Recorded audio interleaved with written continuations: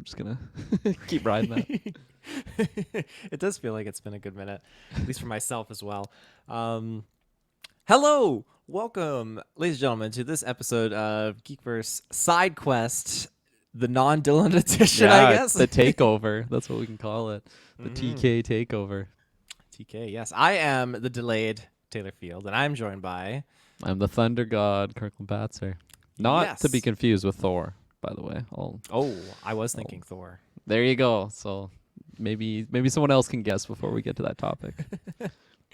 Well, brilliant. Yeah, we are here because Dylan is out of office, and we're stepping in, talk about all your juicy video game news and content. And what better way to start off this episode than with a few plugs? I want you, ladies and gentlemen, to tune into our GB Discord. There's so many great people in there. It's popping off. It's a great way to speak directly with us and just kind of engage. We have an actual video game Discord channel in there that you can join in to talk only video games if you don't want to induce yourself with all the other Geekverse content we're talking about. Tune into our SideQuest feed because we have a bunch of reviews that have popped off. Me and Travis just did Jedi Survivor. You can also access Dylan's Arcane Retro. The Arcane Retro, which you're on as well. But specifically the Redfall review that I was trying to say, that is available on there too, which is very, very cool. Tons of other video game reviews. It's a great place to be. Our Patreon, we can get ad-free, early, exclusive episodes. Definitely tune into that. You can also get, I don't know how this technology really works, but there is something on there that you can upload. I believe your RSS feed, you can upload it not to Spotify, but to your Apple Podcasts, and basically allows you to access the Patreon feed directly on your go-to media player of choice. That's fantastic. That's technology in a nutshell for you. Social links, Twitter, YouTube, Facebook, like I said, Patreon. You can find us all over the interwebs. Shout outs to Amanda for the music. I'm not putting it on here because I don't have the file. I apologize. But Amanda, you're amazing. Thank you for your music. And then shout outs to Taylor. He makes the thumbnails. I didn't make one for this yet, but I'm uploading it, so I will make a thumbnail. Wow. fraudulent praise upon yourself. Self plug, yeah. Yeah, did I miss anything, Dylan? Or Kirkland? Fuck. You missed me, apparently. I'm here. No, I think you got it all. So there you go. I'm ready to dive in. Ready to dive in. Okay, cool. Well, as per classic Dylan formula for SideQuest, first topic, what games have you been playing? What have you been indulging in, Kirkland? I've actually been diving a little bit into Dark Souls. I'm not a Dark Souls player, like, at all. I've barely gotten, like, a couple hours into the first one up until this point. But, Taylor, have you ever played, like, Dark Souls or anything like that? I feel like maybe you've done a little bit on, like, Rod or Not, like you and Ruben. Is that true? Is that a game that's come up on there? There's like pre-Rod or Not, and I think I told Dylan this story, but Ruben was before. This is like when we first started becoming friends. He wanted to create a video of this because he used to do Dark Souls videos, and they had made like millions of views on YouTube. He's really big into it. Oh my gosh. Yeah, he's really huge on it. So for his next video, he wanted me, who's never played it before, to get through the first Dark Souls game and that first level where you get to that first boss, just playing it solely with hot dogs on the controller. So we got like a throwaway controller. And I played it, and I destroyed a whole package of hot dogs trying to do it. But I did it. Like, it was just bloody difficult, though. But I did it. Sounds messy.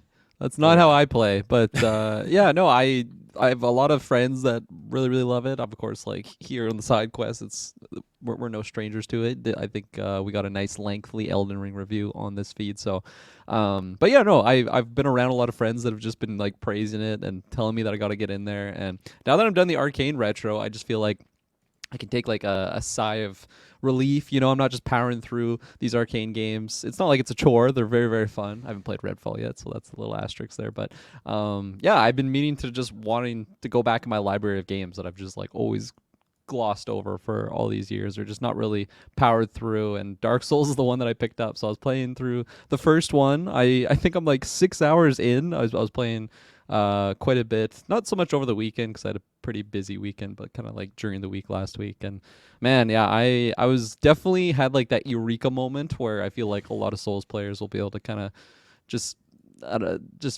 they can understand that feeling of like when you actually feel like you can kind of get through the game. I'm still very much struggling at some sections, but I feel like every time I go back and play it, I'm at least advancing forward, whereas before I would just be like hitting my head against the wall and just did not feel like I was getting the grasps of the mechanics of the game or anything like that. But yeah, no. So no promises I'm gonna be beating it like anytime soon. They are very difficult games, but I've been having lots of fun with it, and yeah, hopefully on a future side quest episode. I don't know if you'll be on it, Taylor, but I'm hoping to share my progress with the Dark Souls. Hopefully, I've beaten it by then, and yeah, hopefully just keep going through the series. A lot of people that I talk to amongst the Souls community, they say that the third game is like unanimously their favorite, but we'll see. We'll see if I make it there, and hopefully I can experience that one day. And I'm kind of treating it as like a pathway to Elden Ring. Elden Ring is like this very highly critically acclaimed game, and everybody loves it. Everybody says it's amazing.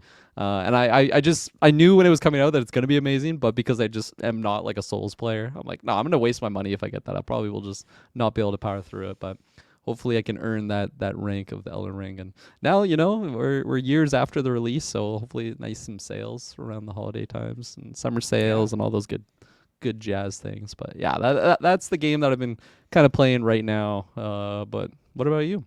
Well, one more quick question. Did you get the like a remastered version? I'm pretty sure they have one, don't they? Yeah, I got like a remastered one. I think it was over this past Christmas. It was on like a holiday sale. It was for PS4, so I'm playing it on PS5. It's like definitely very smooth FPS, and the graphics are like cleaner than what they once were, but it's not like a complete remake like how they did Demon Souls, that they completely redid that one for PS5. I think that was a release title, if I remember correctly, but or like what they did with the latest Resident Evil 4 remake or Resident Evil 2, where they really remake it and like make it a very nice, beautiful current game. This one is a little bit ugly, but it has a very dark beauty to it, and I feel like a lot of Souls players can appreciate that. Brilliant. Brilliant. Well, yeah, for myself, I mean, if you tuned into that last side quest episode, me and Travis, we went through Survivor. He beat it in like 5 minutes. Man plays on like Jedi Knight difficulty. He's like, oh, it's easy, my Elden Ring experience. Yeah. Like, oh yeah, okay, simmer down. But no, like he's great at those types of games. Like he does have that more immersive kind of like experience with Elden Ring and stuff. And so for me, my only experience with Dark Souls heavily, at least that style, is Jedi for Fallen Order, that first game, and that one just left me so like brutally like agitated. What I'm trying to get at is he beat the game before me. I got to like the second last level for the review, but I got through all the story elements, so we were able to get into the discussion. So I went back, obviously, and I managed to finish the game off. That's what I was playing recently, and the ending did not disappoint. Nice. I really hope they show more of Cal Kestis in some shape or form in like a live action setting, or if it's another game, I don't know. But I want to visit more of those the characters and more of that world that they've established in the Dark Times, because there's so much really good stuff going on. The ending was absolutely fantastic. I really loved it. So better than the first. I haven't listened to the review yet.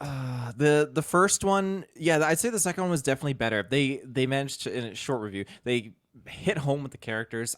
Characters I didn't like in that first game, I love them in this one, and it was really good. They did a lot of really cool things to tie into the overall arcing Star Wars narrative. So that's awesome. Highly recommend it. But fuck, do you get mad though? Some of those boss battles, oh my god! Like you play it and you fight this boss, and then you think like you'll get killed easily, and you're analyzing the situation. Like, I have this many stim packs to reheal, I have this much like force power, and you're just thinking like, how the fuck am I supposed to do this? Oh yeah, it sounds like my Souls experience for sure. I bet. It's horrible. But yeah, needless to say, like you look for those patterns. And before I got into this game, I read a quote where video games are set up. It was on my LinkedIn. Video games are established to set up to make you fail. And the point of that is so that you can work and figure out a solution, a pattern to overcome that failure and develop that skill. And I thought, you know what? Okay, that totally changed my whole mentality going into this game. And I didn't get as mad, but I definitely woke Madison up a few times, just I was getting angry. Not like going into the room like, Madison, wake up. Yeah. Very different context. Yeah, that's awesome. Yeah. Anything else other than that? Just some Call of Duty here and there? Yeah, just Call of Duty here and there, and I think that's it. It's been a while since I've actually been able to commit and actually beat a video game, because Yeah, lately I just get so busy, and those story-driven ones are very hard to kind of like buckle totally. up. So They're it felt lengthy. good beating this one. I felt like I unlocked a core memory of myself. That was kind of like me before the Arcane Retro, because I like Dylan and I did like a handful of reviews last year, which was good and healthy for me because I was able to just like stick to a game and actually play through and roll credits and finish it. So that was a nice change of pace for me, at least last year. And then this year when we were going through the Arcane Retros, like especially those early titles like Fatalis, like that's a very long and like just very long game and like not very clear. And I felt like Frodo at the end of that one for sure, but like that was the very start of the retro, so it was nice to kind of have these deadlines upon myself to just stick to and play through these games, because yeah, that was like the most amount of games that I've beaten in a very long time, like in a short window, like I was able to do. But Mm-hmm. like I said, it's kind of nice to just go through that and be like, man, I can actually beat games. So then that's what made me, of course, look back on my games library, and there's there's a tall order to fill. So hopefully I can just slowly work my way through them. I've got Papers, Please still on my desktop Oh ever man, since you great game. recommended it. I've not played it once. I have it downloaded. It's just Load it that's up. I Now that know. you're done Jedi, yeah, Yeah, I should. That's the it's fun. curse. Even if you don't Oh. like beat it, like it's just such a fun little experience. You can play for a few hours, and you feel like a very very good person or a very terrible person. Mostly terrible person. At least that's the way that I played. But yeah, I'll have to boot it up on a stream eventually here at for some sure, point. very streamable game. Yeah. Well, I guess we can get into our main juicy first topic here. Do you want to lead Yeah, us in on this very juicy. this one? I would love to. Yeah, so if anyone guessed, or my nickname today is Mortal Kombat related. Shouts out to Raiden, the god of thunder and lightning. But yeah, no, our main news topic today is on Mortal Kombat 1, which I probably should have known that was like the title beforehand, but when I was reading that, I was just like, I don't know, it just sounds weird. Just call it Mortal Kombat or something for like a fresh reboot. They probably did that for like a reboot on like PS3 or PS4 whenever they did that one, but still, it just like, what do you feel about Mortal Kombat 1? I guess it kind of reminds me of Battlefield 1 when that came out. It's not so much of like it being the first Battlefield again. It was that one was about like World War 1, so it kind of fit in there, but yeah, just Mortal Kombat 1. Oh, I thought Travis did a typo at first. I was like, Mortal Kombat 1, what? Are you going back? That'd be But understandable because he makes lots of typos. Shouts out to Travis. but I didn't I aside from yeah, the kind of like the backtracking of the name, that I did immediately take that as okay, this has to be like a reboot. And I Which don't that's what apparently it is going to be. I never said that, so just to help the listeners out. Yeah, my I apologies. don't I don't recall if I beat the story. I think I'm close in the most recent Mortal Kombat because I waited Oh, a the one while that to we get have. I that. think we have the same one, right? We Mortal do have the Kombat same one. 11, I think, is that Yeah. one. Yeah, and I can't remember if I beat. I got far in the story. I love that story. That game is Great so story. good. Oh I man. yeah, I really really short little tangent here, but I just really got into that game. Really really loved the story, and then it made me want to like go back and like experience the first game's story, because Mortal Kombat 11 is continuation from, I think it was Mortal Kombat X was Right. that other one. But I didn't have that game, so I just like went on YouTube. Shouts out to, I think it's MK Ice and Fire. That guy just has like a full like gameplay, like it's like a cinematic essentially, where it just is like the entire first game. And man, they do a great job with their story. Mortal Kombat like lore is so convoluted, but they do a great job at like the storytelling of it, as well as just being very fun. So there you go. Yeah, but apparently this is gonna be a reboot. Yeah, and then I'm okay with that because yeah, like you said, story's great. I don't know anything about those pre-existing stories from those earlier titles. I am super down to learn about that, and I can only imagine doing a reboot and going back to its roots, but with everything and all the mechanics that they've got and refined over all the years. I think that's going to be fantastic. And this is obviously going to be a good tie-in too, because there's some updates on the Mortal Kombat sequel movie, and I think HBO was doing like a series or something at one point. But yeah, there's a whole thing just going off with Mortal Kombat lately. So this is good news to me, and I love when they add new characters. I think when you mentioned Mortal Kombat X, we saw like the Xenophobe, we saw Predator, they had That's right. like Jason, Leatherface. They had some really cool icons added in there. And even in Mortal Kombat 11, they had Spawn. Arnie from Terminator, right? Oh, he is in 11, isn't he? Yeah. I forgot about that. Yeah, yeah, him. Rambo, that's another one. Rambo. Sly, Yeah. and then yeah, sorry, like you said, they had what was that first one you just said? Spawn. They had Spawn in Spawn, there. yeah. Yeah. So they definitely they dabbled, but Oh, I and the mean it Joker. seems That's right. They had Joker, basically the right. Joker taken from like Arkham Asylum, like that series. It was that style of Joker, which was Mhm. sweet. He had some crazy move sets. Mhm. Yeah. Oh, and that's funny because didn't they do like a Mortal Kombat versus DC Universe game? Isn't that a Yeah, I title? think so. I think that was through NetherRealm, the studio that does Mortal Kombat. But Sorry, I got distracted. There's another DC side fighting. Yeah, Marvel Mortal Kombat versus DC Universe, and there was like a DC specific one too, wasn't there? Like there was a one and a two. Injustice, Thank you. That's the one I yeah, was trying to think Gods of. Among Us, Yeah. which apparently again is another great series of fighting games, but I never really played that one. Yeah. But for yeah, for Mortal Kombat, I as I said, I like went through and experienced like the first game storyline, just to learn about it, and it's actually like that already was a remake of the original one from I don't know if it was Sega, which was the first one that had Mortal Kombat on it, but like obviously there's a lot more cinematics and it's a better told story, not just through like dialogue here and there, but it pretty much like mirrored what that one already was. So it's kind of funny how they rebooted it. I don't know, just spitballing maybe around 2009, like that era. I think that one was on PS3, and then now I guess in Mortal Kombat 11 it like ends that timeline of it, but then they just are like rebooting it now and again. And you were saying that you're totally down for it, and I feel like I am as well, just because where we are in Mortal Kombat 11. Story wise, there's certain characters that are just not in it because they've died Mm. because of story reasons. The main one being oh my gosh, I'm forgetting his name. I think it's Goro, the dude with the four arms, like Oh the yeah. original big guy. I really hope you get that name right. I'm gonna have to double check, otherwise I'm gonna be hating myself later. But yeah, I was really missing him in the latest Mortal Kombat game, and I love that Mortal Kombat game. But there's certain characters that I just wanted to have, because of just my experience from playing like Mortal Kombat on the Sega way back in the day.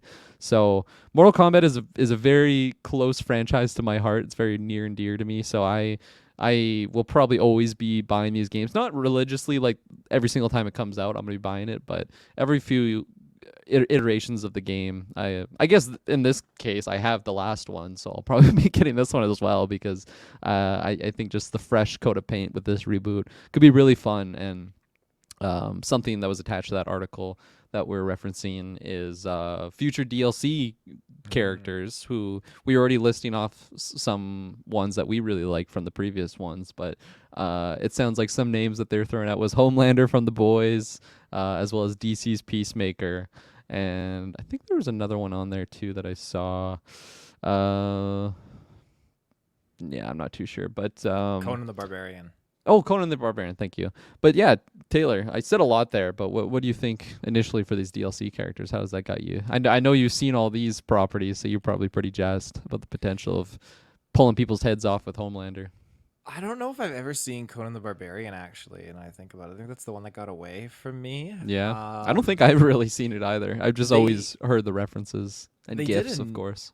a new one, I think, and I With never got around to Momoa, wasn't seeing. it? It might have been with Momoa. I I have think it no was no Momoa. recollection. Definitely didn't get to that. I haven't seen the original with Arnie in there, but yeah, Homelander and Peacemaker. I don't know why I never thought about Homelander popping off in a video game, but of all the games, like this is the one to The throw him most in. violent one, yeah.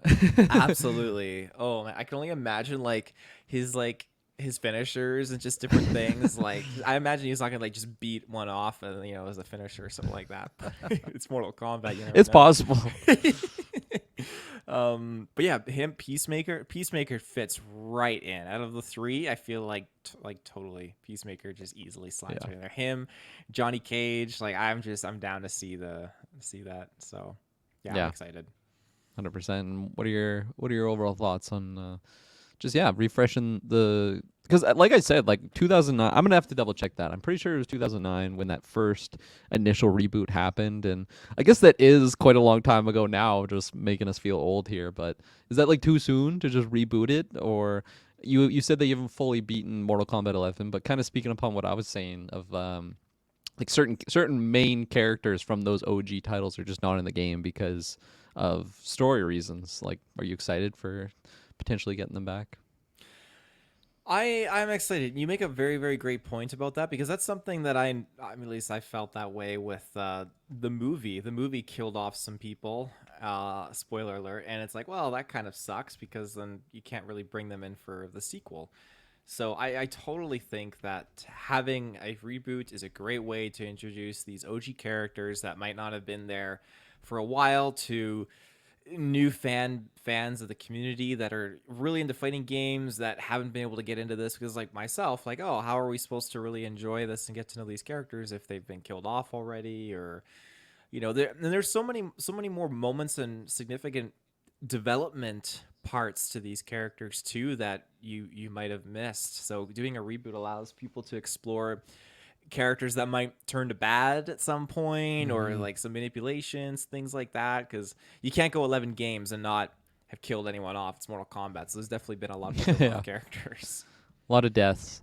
Okay, I'm Yeah. coming in to clarify something. So the 2009 title that I was saying was actually 2011. That and it was a reboot of the series there. So the last time that they did what they're currently doing was 2011, Mm. which still that's long enough maybe. At least if they're finished telling the story that they wanted to tell.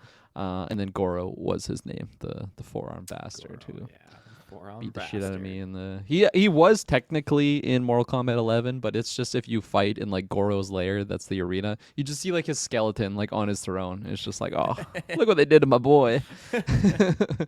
And my last thing I'll add on to just the new Mortal Kombat is I bought MK11 for PS4, and then it was one of those situations where you got like a free upgrade if you got the PS5.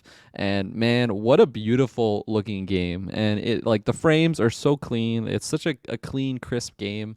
The brutality is just like attention to detail is next level. But yeah, it is so beautiful, like what they're able to pull off with these graphics and how clean it is compared to, like I said, kind of one of the most original games that I ever played was Mortal Kombat for the Sega Genesis. So it's I can't wait to see what they do further with the new arenas, the new characters, and all that stuff. So yeah, very Mhm. very excited. Taylor, what was your favorite Mortal Kombat character to play as?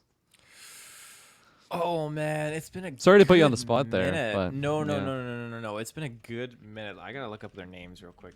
I Skip can go this. first because Go my first. Yeah. original favorite was Sub Zero. That was who I always played, like way back in Sega. I feel like the Frozen power was just really cool. Plus, he was a ninja, and blue was just always my favorite color, so it was Hmm. very fitting there. And then I kind of like, or I should say, him and Raiden. I always loved Raiden just for his like back in the day, I just found it very OP to just spam like his projectile, which was like his lightning. It was just very very strong.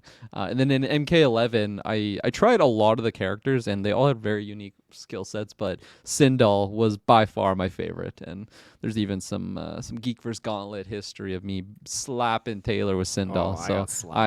I cheesed the hell out of that match and practiced a lot beforehand. But I'm still taking Oh the yeah. W.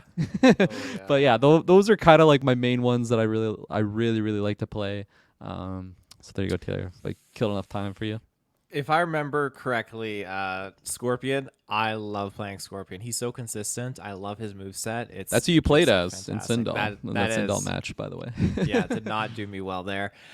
Sonya Blade, I also believe I played as her in mm, that match against you too. I really like Sonya Blade. I like her play she's style. Really, awesome. really nice. Yeah, and I want to say Kung Lao as Oh maybe a yeah, third, but I can't remember fully. At least those two, Scorpion and Sonya Blade, absolutely. nice, nice, good picks. Yeah. Right on. That's the Mortal Kombat news. Some We're going Mortal next. Kombat news. Yeah, well, I guess we'll jump to our first ad break Ah yes. and we will be right back. And we're back. All right. So we got some interesting stuff here now. This is news that I didn't even know was news because I didn't know that anything was announced regarding the Assassin's Creed Mirage release date. Now, as a fan, I've always assumed that these games release in October, the fall. But now I'm told that it was supposed to be released in August. This is news to me. What about you? This is news to me, and that's what's so interesting about this kind of being news is like what was the title of this? Assassin's Creed Mirage internally delayed, and like the rumor going around is that it's internally delayed, but we didn't have a release date for this. So why would people be getting like all like pissed off about like I've just like when I googled it I saw some people's like Ubisoft drops the ball again, but it's like What?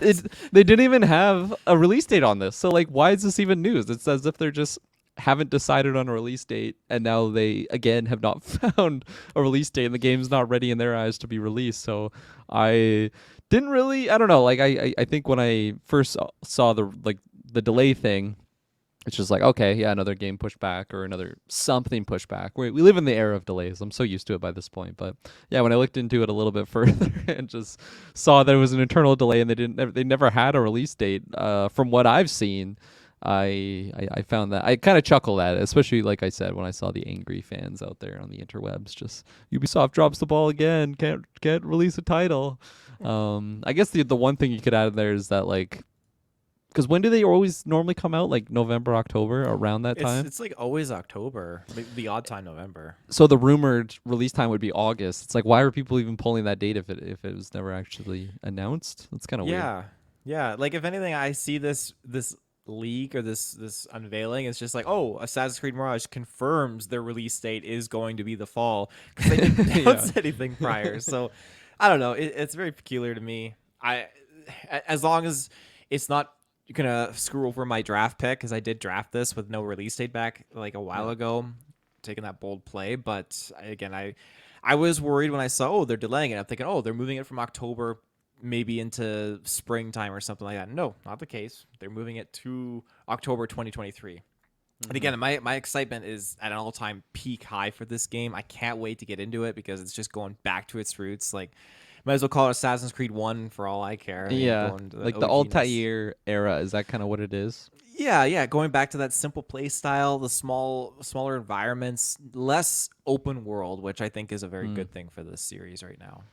Not to say that the open world titles aren't fun. Like I haven't beaten it, but I played quite a bit of Odyssey, and I had a lot of fun with that game. Actually, I feel like for me now, having already like squeezed a lot of the magic out of Assassin's Creed that I used to get from like those first two titles specifically, I feel like I kind of tapered out.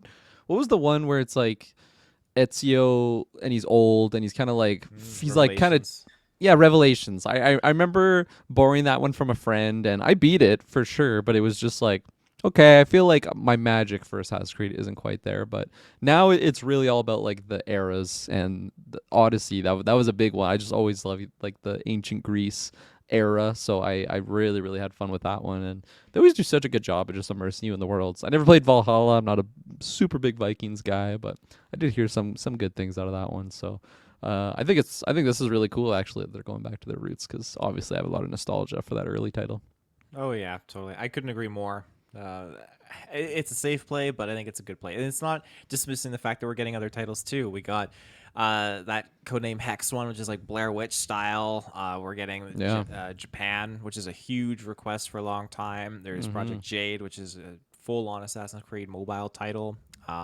So there's lots of things that are in the work for Assassin's Creed, and I think that knowing that we're getting this is great, and then just knowing what's to come down the road with that whole like Abstergo Ubisoft hub thing they're creating, which I don't fully understand. It's very convoluted to me, but you get these different titles that are all added towards like this big hub that I can't, I don't even going to comment on it because I'm not informed enough to speak to it, but it's a new thing that Ubisoft is working on, and it's going to be hopefully groundbreaking, but we'll see. Hopefully, yeah, we'll see. That one. So, and then of course we have June 12th. I believe, is that the date? June 12th. I'm just trying to look. Is the like Ubisoft conference? Yeah, it is June 12th. Well, they'll probably release a release date. That was a weird way to say that. They'll release the release date hopefully around that time. Maybe clarify some of this pushback nonsense, but and I should say we never mentioned a release date for Mortal Kombat 1. But there is no set Mortal Kombat release date, but it is windowed for September at least right now. So not a specific one, but we'll update you when we find out more. Brilliant. Well, anything else you want to add to that, or do you want to jump to our next topic? Let's hop, skip, jump to the next one. Skip jump. Now this is juicy, and I was not expecting this because it just appeared on the feeds. But you're a big Call of Duty fan, aren't you? I've been known to cap a few heads here and there with a rifle or two on the Call of Duty servers. Are you a fan of Modern Warfare? I love Modern Warfare. Modern Warfare 2, favorite game of all time. Other Modern Warfare 2, another very, very great game. Well, holy shit. What about Modern Warfare 3? Didn't love it as much as the second one, but I'm ready to hopefully be falling in love again.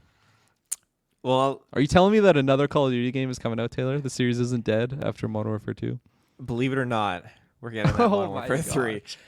So that's amazing. That is the rumored 2023 title that's reportedly coming in to the public. And I'm just kind of baffled, to be honest, because we just got Modern Warfare 2. I was ready for a Treyarch or someone else to kind of just pop out another Call of Duty. Not necessarily like World War II or Cold War or something like that. But, I mean, between Modern Warfare 1 and Modern Warfare 2, we had two other Call of Duty titles. Cold War and what was the other one?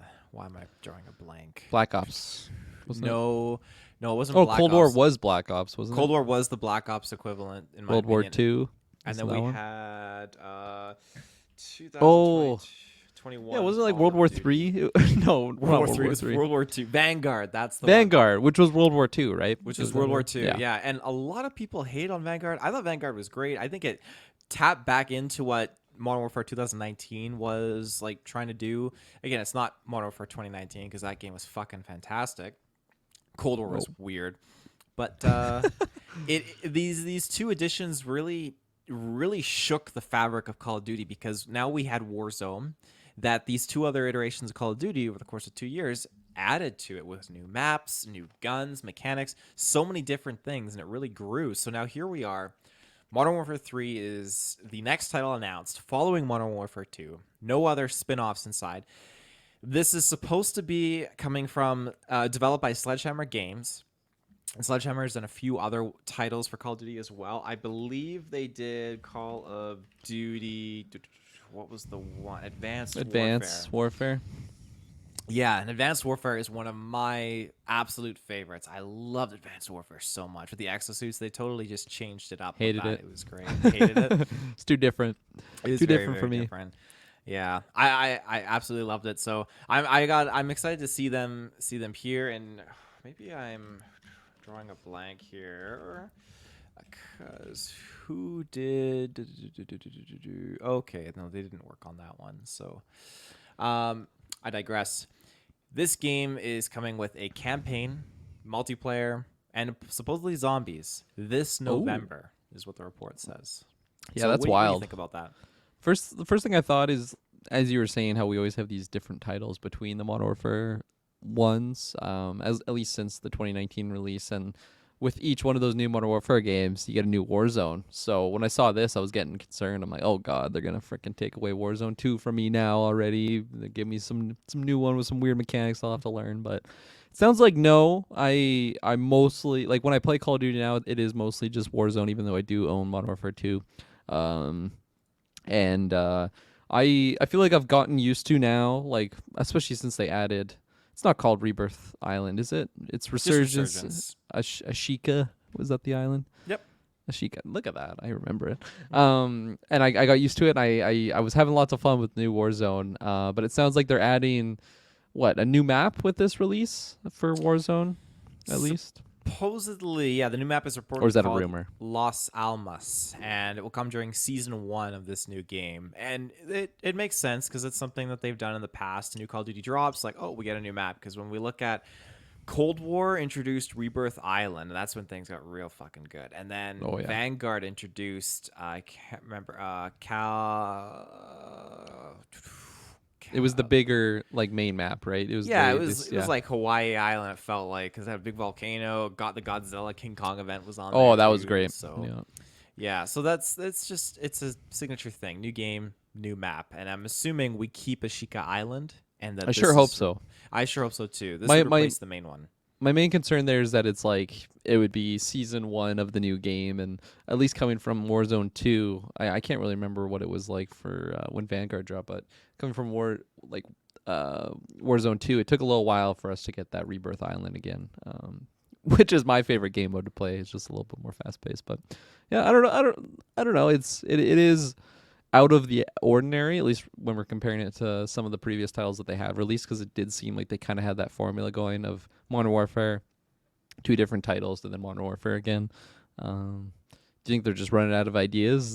Is place for concern, or I'm truly wondering what they're gonna do after this, because I expected Modern Warfare 3. I really, really did. yeah? At this point in the game, but I'm curious what they're gonna do after the fact. I feel like Because they should. that's Go trading ahead. new waters. Because we've had Modern Warfare 3 in the past, and then we're gonna have a new Modern Warfare 3, but we've never had a Modern Warfare 4. Maybe that's We've it. only Maybe got we Modern get it. Warfare. Maybe we Yeah. get the Modern Warfare 4. Yeah, I'm not sure. Like I kind of like you. I did not enjoy Modern Warfare 3 back in the day. Modern Warfare 2 is where it capped and like peaked for me. It was so good. So it'll be interesting to see what they do. Are you surprised that they're sticking with the campaigns? Because I feel like I used to love the campaigns for sure, but I never even finished Modern Warfare 2's campaign, and I was playing it because I think multiplayer wasn't out for like a week or something, or maybe a few days after the release. So I was playing like the campaign, and I was progressing, but there got moments when it was just like I don't want to play this. I don't want to go through this level or something like this. And I'm I don't know. I feel like the campaign was always something that the people don't buy the game for. Like they don't buy it for the campaign. And I think there was a couple titles that they did drop it fully. Am I totally Well, they mistaken started there? dropping the campaign before they dropped the multiplayer just to get people to play it, right? They did that with this called Modern Warfare 2 2022. Yeah, no, sorry. I mean like they drop it like it's not in the game anymore. Has there been a Call of Duty that didn't have a campaign? Oh, I'm trying to remember. I don't think so. As far as I Yeah. know, they've always had a campaign attached to Okay. it. Maybe Never on the mind then. Wii or something like that, but Yeah. They had World at um, War on the Wii, I remember, because I played it at they did. shouts out to Carson's house. I yeah, I've not been one to really dabble in the campaigns too much. Advanced Warfare I did. World at War you had to do because you had to unlock zombies Oh until yeah. they changed it up after the fact. But yeah, there's a few that I have gone through, really really enjoyed. Modern Warfare 2 back in the day, did that campaign, loved it. I was going hard on that. I did all the Spec Ops, 3 stars, everything. Oh Like, yeah. like 52 All stars 69 stars. or 69 stars. Yeah, well, okay. Yep. Maybe I didn't get all the stars. Oh, it's 69, sir.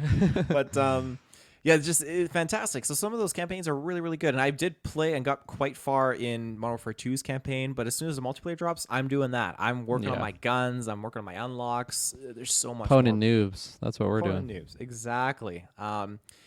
But yeah, just some more information with this. The zombies mode basically be Outbreak 2.0, like we saw with Warzone, Warzone 1. And they're deciding whether or not it's going to be a premium release or released separately as a free-to-play game. There's been much discussion and uncertainty surrounding this year's new Call of Duty game. And again, I'm reading this from GameSpot.com right now if you want to check out the article. It was initially reported that there would be no new game at all in 2023, but later Activision confirmed there would be the usual annual premium release in 2023. So that kind of debunked that.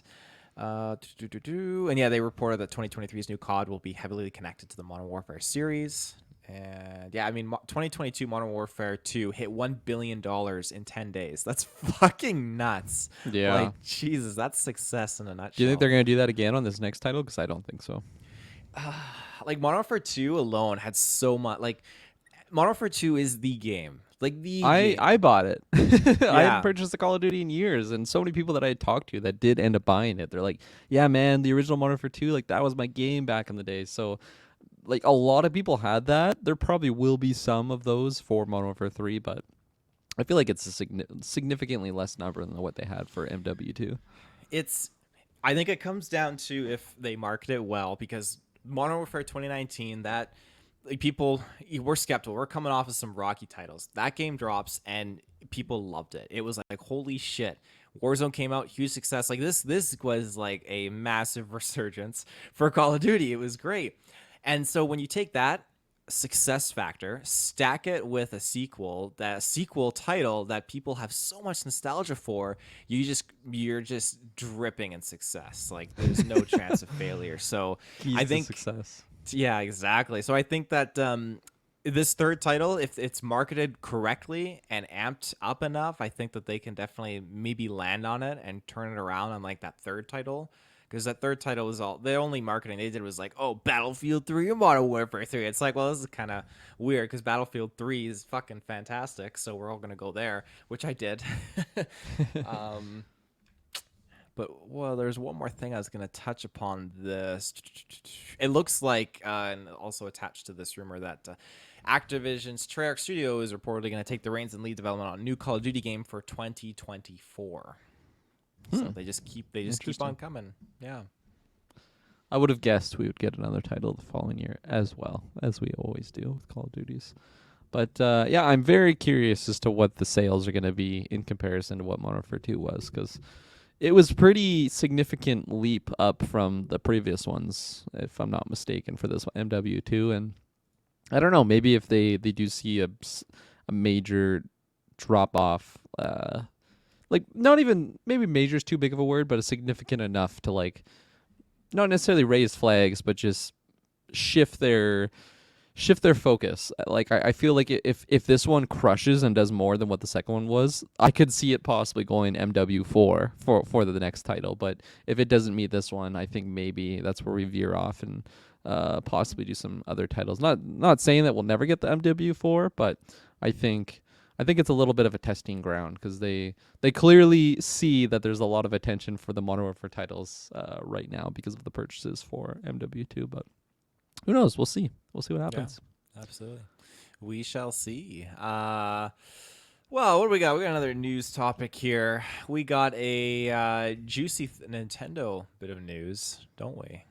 We do have some juicy Nintendo news, and by juicy Nintendo news, it's usually nothing really going on. So yeah, no, this news little snippet here is just kind of an update on the Nintendo Switch hardware, specifically how I guess I can kind of label it as, if you're waiting for the next Switch, maybe you're gonna be waiting a little bit longer. Nintendo says that although like the Switch sales are slowing down from what they are, they have no plans to be releasing any new Switch hardware for this coming year, being 2023, but maybe in 2024. So yeah, I don't know, like not too much to piece out here. I myself wasn't really expecting any new Switch stuff coming out this year, as if it's like a Switch 2.0. I just kind of assume that we're a little bit a ways from that. But even just seeing like the little maybe 2024, I like that's. I feel like that's not necessarily soon or late. It just seems like an appropriate amount of time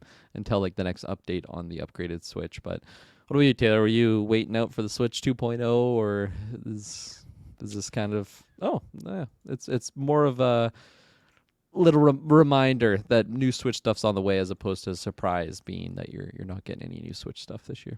It's a little reminder. I don't need a new Switch right now. I'm perfectly content. Like, and unless the Switch is going to be running at 4K, I'm happy with my 1080p Switch console right now.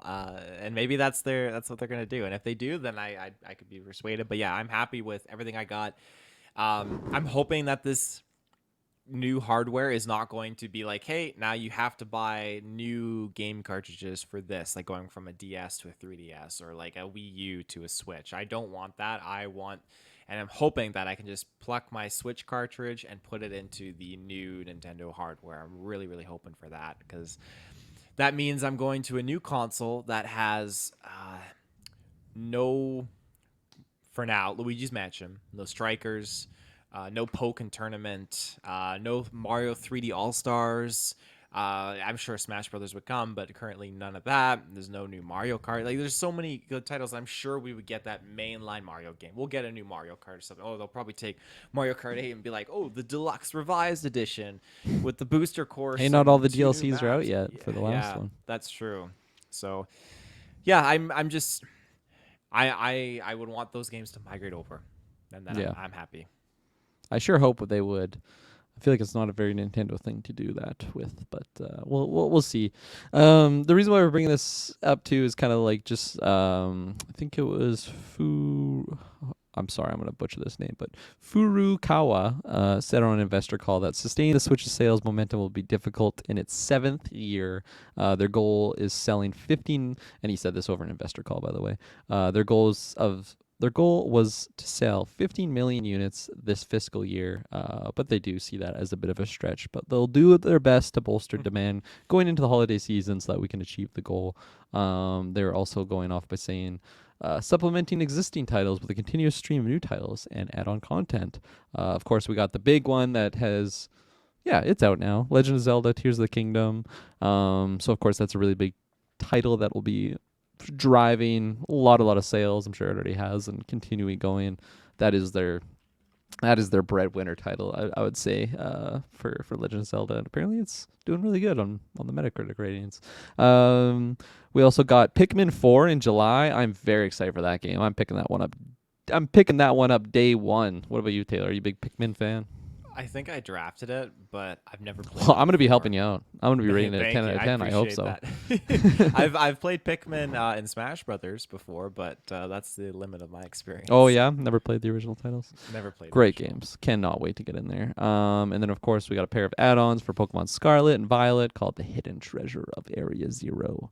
Launching this fall. And then Metroid Prime 4 is also announced but has no release window. So those are some new, fresh, upcoming, and Legend of Zelda being the one that's already out, titles for the Switch.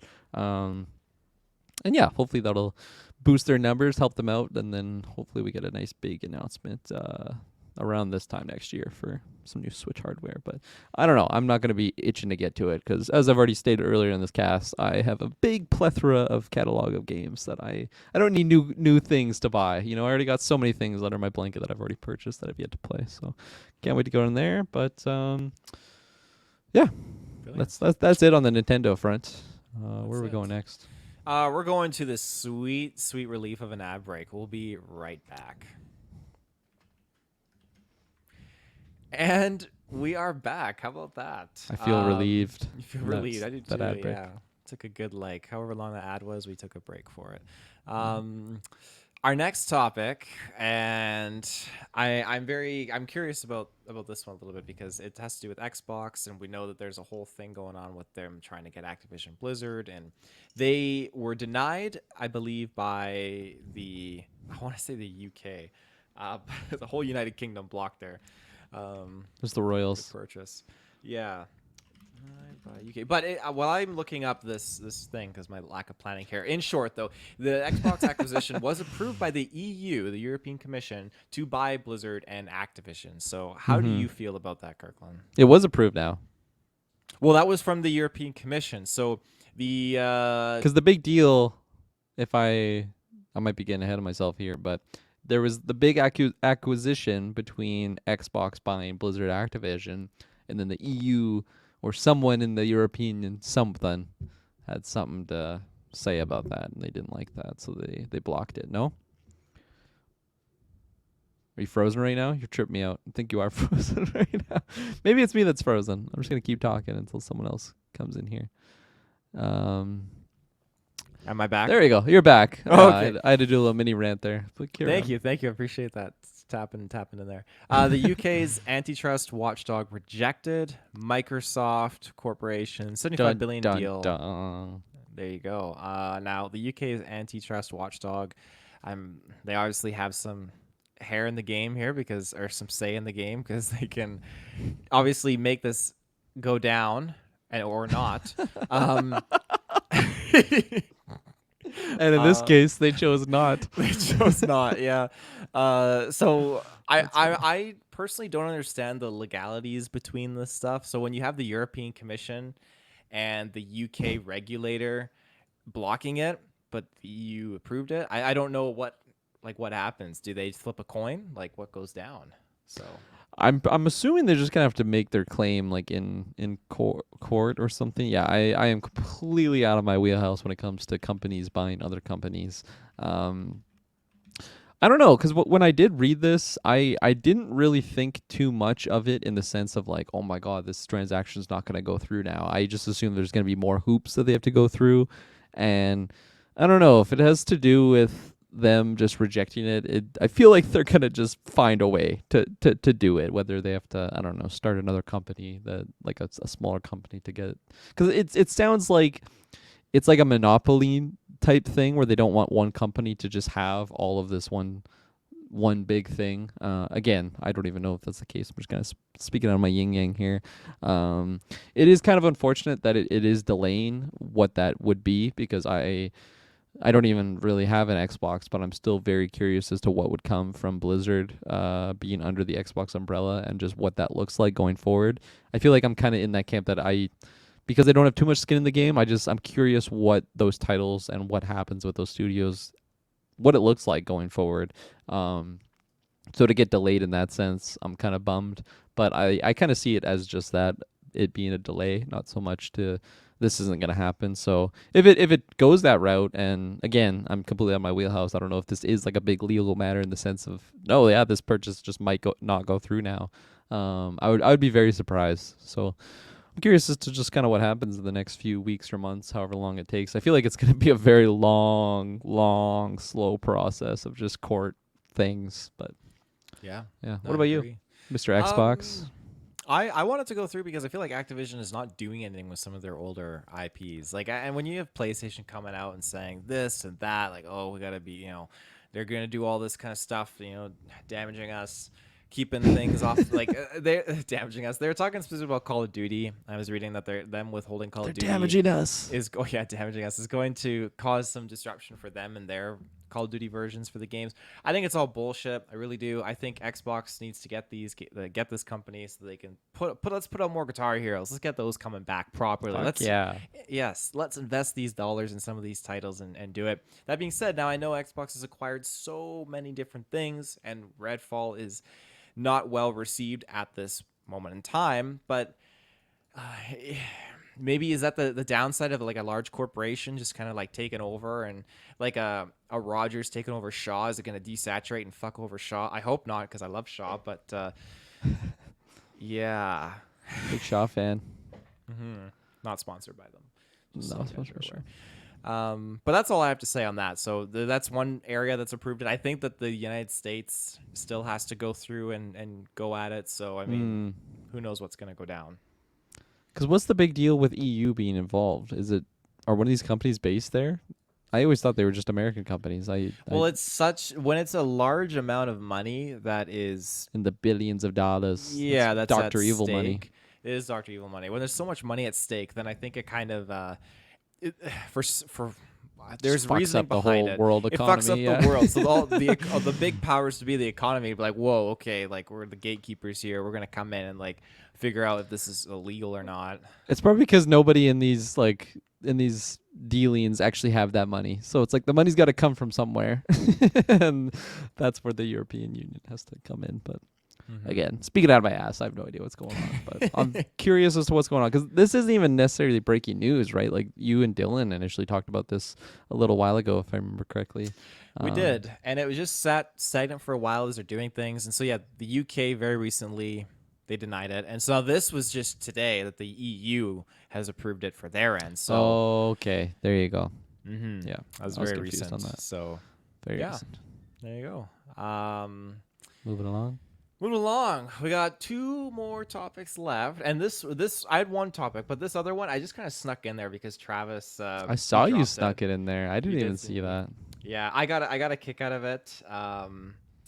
I don't know anything about it, so let me know. Fill me in. To know anything you don't know anything about? Okay, yeah, a new open world MMO Lord of the Rings game is in the works at Amazon Games. You got me intrigued. You had me at Lord of the Rings. So, are you a big fan of the original Lord of the Rings online game? I have played the Lord of the Rings online game. Have you really? I have, yes. I think I had like a handful of friends. I don't know. I think we like discovered it and we're like, what the fuck? There's this Lord of the Rings online MMORPG. Let's get in there. And I had a lot of fun. I played as a hobbit. I was a hobbit bard, if I'm remembering the classes correctly. And it was cool. You're just running around the Shire, and I really liked what it was, but then I also realized that I just don't like MMOs at all, and Mm. that's exactly what it was. And it was like I just want to go to different places in Middle Earth, but you had to level and grind and do all these dungeons and things and party up, and I just don't like MMOs. So I kind of closed the door on that. I played for like an hour or something at most, um, but yeah, I don't know because this I don't know. It's an MMO, not necessarily MMORPG, but I imagine that's what it would be. So I love the Lord of the. It also comes down to just what it kind of looks like because I have played MMOs where the combat is a lot more involved than what the classic MMO would be, where you're just kind of hitting buttons. But at the end of the day, that is what an MMO is, kind of, for the most part. So I think it would kind of have to take a lot for me to get won over and want to jump on this title, but you know, if we're getting more Lord of the Rings titles, I think that's a win. Even if I'm not necessarily the one that's playing them, I think just more Lord of the Rings overall is a win in my eyes. So, Mhm. um, yeah, no, I'm curious. I'm gonna be definitely keep my eye out for what this is. I am personally a big fan of MMOs. Like I didn't Yeah. grow up playing World of Warcraft. That came up after the fact. I grew up playing RuneScape. That's one of my most like Mm, passionate, happy core memories that I have in my soul. I grew up with that. And Warcraft, I came in after the fact when Mists of Pandaria came out with my that's friends when and I stuff played like that. That's actually. when you Yeah. played. Maybe we bumped Yeah. into each Funny enough. other. Um, so that's kind of that. And then jumping into other MMOs, Two Worlds is maybe sort of like that. Probably not. I tried to get into that Star Wars Galaxies MMO, but I couldn't make it work because So did computers I. back then were Yeah. shit. They were. Yeah. I never played Lord of the Rings Online though. That's really cool that you have actually played because it's still live. It's still an active game. Yeah. Um, Absolutely. what else was there? The Elder Scrolls Online. I think I installed EverQuest. it, but never get into it. EverQuest, never tried that. There's EverQuest, not EverQuest. EverQuest. Yeah.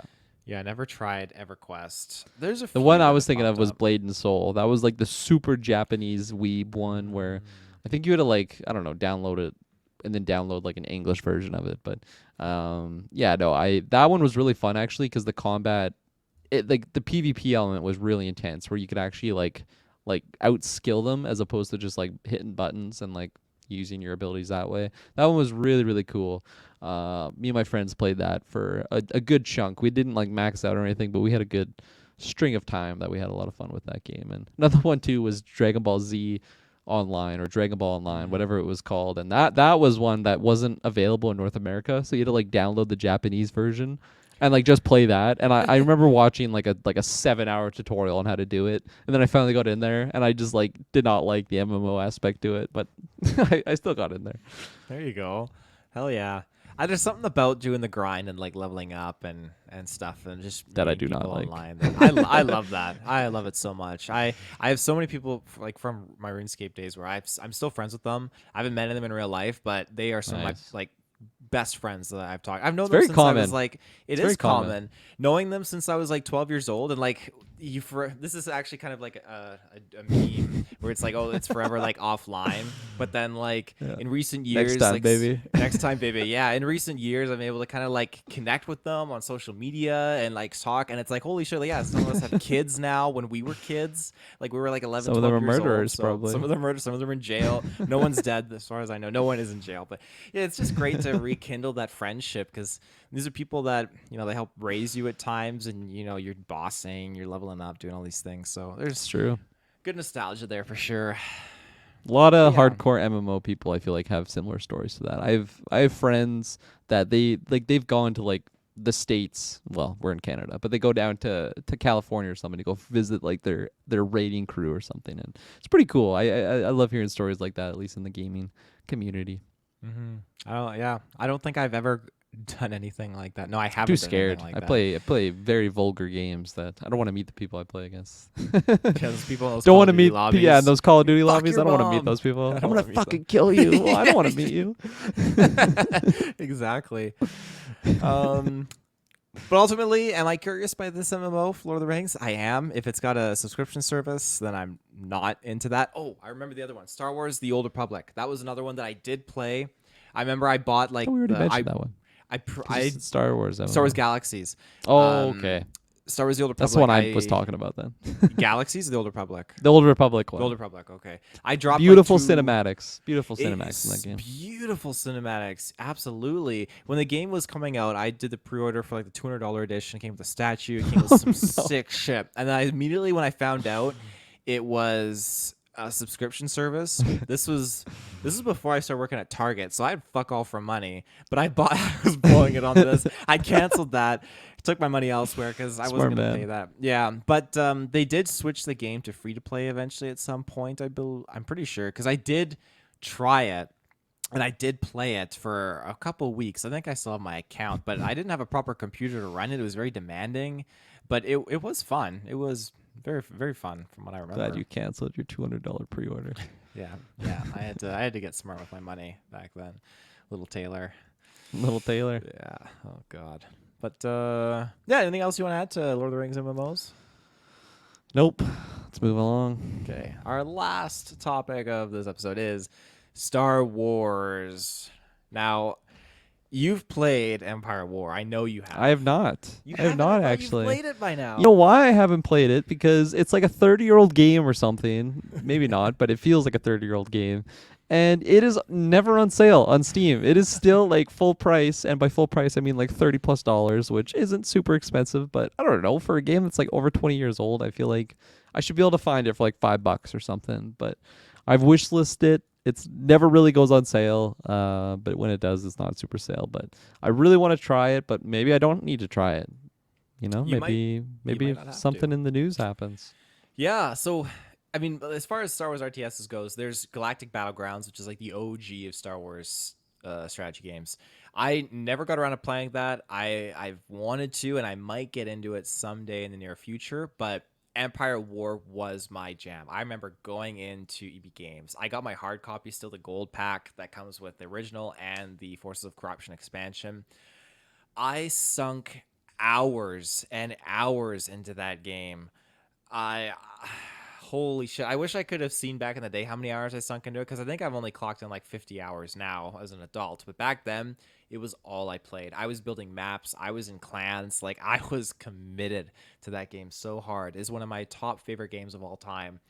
And it's definitely older, but the mechanics, they're basic. They're fabulous. It's for me, I think it's got that, like, it doesn't have that height level and excitement that Age of Empires 2 has, but it definitely has like such a huge following for it. People mention or like just reference the Star Wars RTS, and everyone just defaults like, oh, Star Wars Empire War, that game was great. Like, it's just such a fantastic game. It has a great community. People just have great memories of that game. People love it. But yes, as you said, you might not have to play it because there has been rumors lately of a Star Wars RTS that's popping off. And when I was looking into it, back in the day, there were rumors that the team behind Star Wars Empire at War might come around to work on a new one. Now that the rights have been dispatched from solely EA and have kind of branched out to Thank everyone. God. Those are Yeah. the dark times. My goodness. Those were the dark times. So I have it here now. There was recently I'm not sure if it was necessarily a reveal, but a rumor that It was a Respawn- rumor. Yeah, so it was or maybe you're going to say something else. Maybe I'll let you Go finish. for and it. I'll add Go on. for it. Well, I was just going to say someone had posted, I think on Twitter, just being nostalgic about Empire War, RTS, Star Wars game being fantastic, and then Mr. Andy Robinson, who is the owner and editor at Video Game Chronicles, air quotes, dropped a bombshell on the Star Wars community, because someone was just, reminiscing about Empire at War, and then he said, I imagine you won't have to wait much longer for a Star Wars RTS from a big name developer.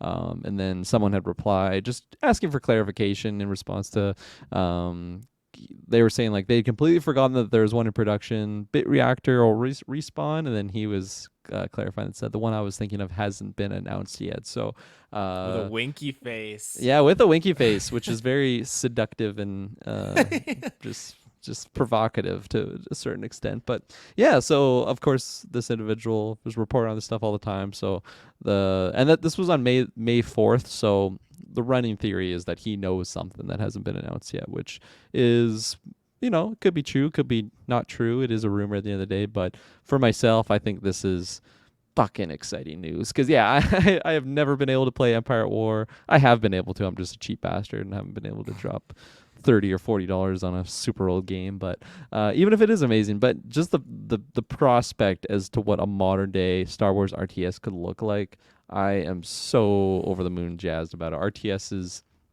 probably the first game I ever played was Age of Empires, like the first one. I think my dad showed me that probably when I was in diapers still, and so at the ripe age of 12. No, I'm kidding. So I had a lot of experience and fun playing RTS games, and love Star Wars obviously. So I really really want this, and I really want it to be good. I don't want this to come out and just be something that a lot of people kind of touch upon, just be like, oh yeah, it's not that fun to play. So I don't want to come to that, but it's kind of what I was saying with the Lord of the Rings news about the MMO. Like, although I don't play MMOs, just the fact that we're getting more content for it is a win in my eyes. And a new Star Wars game is awesome, let alone being an RTS, because I feel like it's a genre that isn't so much like like general audience focus. Maybe Jedi Survivor was something more inclined with that, or Battlefront definitely being a more GA type title, whereas RTS games not so much. So I'm really, really pumped at the possibility of this news. And yeah, I really, really am excited to see what this announcement kind of is, and hopefully it is a real thing, because this gets my juices flowing. Oh yeah, I guess my juice is flowing too. Like I already said, Empire War, it's fucking incredible game. It's it come along as uh, a bit of like salvation, I guess you could say, for people that have been itching for a new RTS Star Wars game, because the amount of mods is what I'm trying to say for that game are incredible. People have designed graphically revised mods for the game that Just have nude like mods nude for all the mods, yeah, characters, yeah, nude Wookiees. fuck, nude Han Solo and all that. Sorry, Cocks out, 8-bit cocks. I guess it'd be 16-bit, but yeah, the the level cocks are 8-bit. the cock. Oh yeah, they specifically they only the cocks are.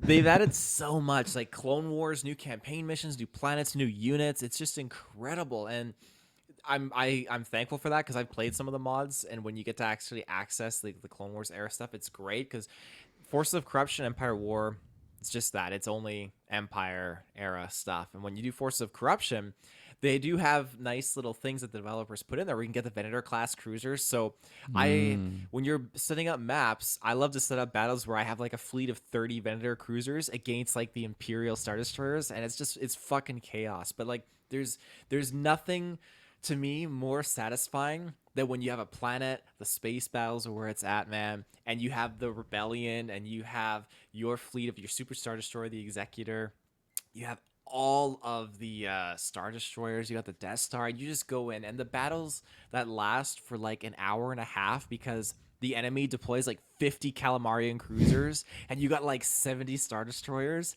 and you're just deploying, you're battling on all fronts. It is one of the greatest experiences of all time. I love it. I don't get me wrong. I love other RTS games like Stronghold, Age of Empires. There's some great ones out there, but Star Wars, man, it slaps. There's something there when you get to just send out a fleet of ships or fight on the ground too. You see like any of these things that if they were to pull it over and put into this new Star Wars RTS game, it would be a winner for me. Like absolutely, because when you are playing Galactic Conquest, for example, and you have like 55 planets, and you could do this in multiplayer too, which was a game changer as well, but you have all the planets, and you're going through with your fleet, and you're putting like fleets in space, fleets in the ground, and you see the enemy moving around the outer rim, and then you can just move your Death Star with like 20 Star Destroyers over above a planet, win the space battle, and then just blow up the planet and fucking annihilate their whole ground force. Or if you're not careful enough, here comes the Millennium Falcon, and they throw that, and it blows up the Death Star, and you're like, well, fuck, that sucks. Or Boss could blow it up for the pirates. There's so many cool little mechanics. I'm getting a little too much on a tangent, but I fuck, love it. this No, I gets love the me passion. excited. Oh yeah, if they do this right, like Empire at War, then this would easily be one of my top 5 video games of all time. Just saying it now. Like this is And just modern incredible. graphics, Taylor. Don't forget. And That modern might graphics. blow your load. It's blown across 3 generations of Star Wars, the prequel, sequel, and original trilogies, along with everything else, Clone Wars and stuff. What I would do for proper updated graphics, Clone Wars RTS, you'd never see me again. I'd be gone. I'd Taylor, you have a ascend. child. I don't care. New Star Wars RTS. Yeah. But that's it for me. Man, no, I love it. I hopefully they go and deliver like to that extent, because yeah, I didn't even know you could do all that stuff with Empire War. And just PC gaming in general, like the modding community just adds infinite replayability on so many different titles. But for what you already laid out, that's such an old game to have that much replayability. So they better deliver with this current one. Hopefully my PC can run it. I get a little Yeah. nervous when a new awesome game comes out when I'm riding my almost 10-year-old PC now, but time for an upgrade, I think. Time for an upgrade. Yeah, I mean your PC still runs like StarCraft pretty nice, and Oh, other yeah. titles because we played that. For I mean sure. StarCraft is old. I guess now, It's isn't it? mostly like I could run it like especially as an RTS game, but it's those things of like how many units could be moving on screen, like usually when there's tons of units, that's when it just jogs down my system. Like one but of those videos of like 10,000 Jedi versus 500 T-Rex. yeah, I'm not rendering those videos on my PC. That's for sure. I would just fucking crash to desktop every time. Well, there you go. That's it. Unless you have anything else you want to sneak in there. Nope, that's it. No. Okay. Good cool. episode. Very good TK episode. takeover. TK takeover. Yes, I'm sure next week it'll be either me and Travis or you and Travis, because I think we're alternating Sidequest hosting. So there you Yeah. go. It'll be one of us that returns. So yeah, that is it. Thank you for tuning in, and we will be back later this week for a classic episode of GV Pod. So we'll see you then. Have a good one. Bye-bye.